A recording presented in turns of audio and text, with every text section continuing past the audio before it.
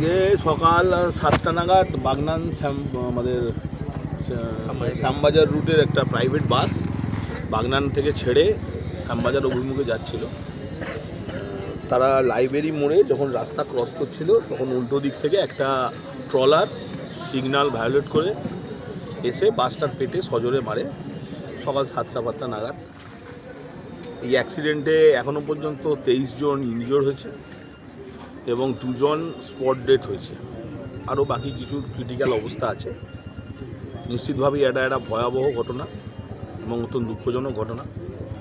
আমি ধন্যবাদ জানাই এলাকার সমস্ত যুবকদের, যুব সমাজ যারা প্রথম এগিয়ে এসে পেশেন্টদের উদ্ধার করে বাগনান হসপিটালে পাঠানো, এখানে চিকিৎসা করে এবং বাগনান হসপিটাল থেকে তাদের তৎক্ষণাৎ যাতে উলুবেড়িতে ট্রান্সফার করে দেওয়া যায় তার ব্যবস্থা করা।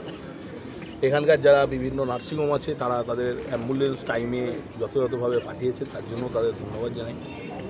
যে এই অবস্থায় তারা সমস্ত রকম সহযোগিতা করেছেন। বাগনান হসপিটালের স্টাফেরাও তারা প্রত্যেকের জন্য ফার্স্ট এডের ব্যবস্থা করা, এইটুকুনি সময়ের মধ্যে ফার্স্ট এডের ব্যবস্থা করে তাদের ট্রান্সফার করার ব্যবস্থা করেছে। এখন 23 জনের মতো উলুবেড়িয়া হসপিটালে ট্রান্সফার হয়েছে। তার 2 জন মারা গেছে আর কিছু লোকের একটু ক্রিটিক্যাল অবস্থা আছে, তার মধ্যে একজন ছাত্রীর মনে হচ্ছে একটু বেশি ক্রিটিক্যাল অবস্থা। বাকি মোটামুটি ঠিক আছে, সেরকম বড় কিছু নেই।